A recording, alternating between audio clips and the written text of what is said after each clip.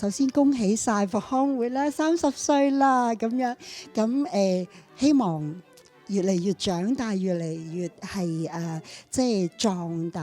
咁因為其實我哋社區真係好需要活動啊或者資源啦。咁其實嗰種我哋冇經歷嘅時候咧，就唔會知道。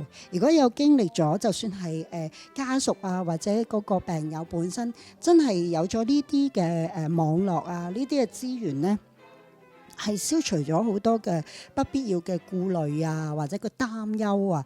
呢個係好重要，同埋即係喺嗰個復健嗰個過程，咁起碼咧有互相嘅扶持啊，精神嘅幫助，即係當然都有好多實質嘅，因為有好多各方嘅專業嘅支援啦。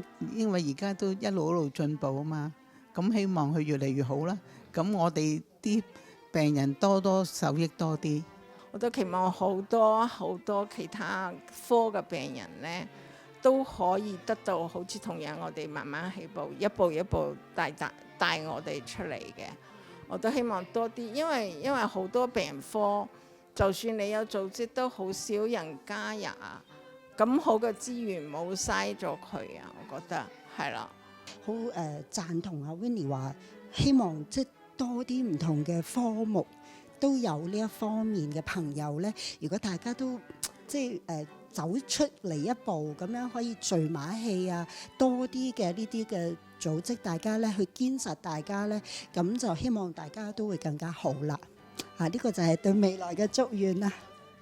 就算退咗休，又或者有咗個長期病，咁唔係孤獨嘅，咁有好多朋友大家一齊啊，咁呢個都係促進我哋啲服務使用者或者我哋啲死黨，大家互相支持啊，互相幫忙啊，交流心得、交流意見啊，咁呢個都係我哋想做嘅嘢嚟嘅，即係復康網絡我哋一路想推動嘅嘢啊，咁都多謝大家一路嘅參與啦，係嘛？我哋中國嘅聖賢咧，孔夫子有3000學生，有72個聖賢能之士嘅門徒。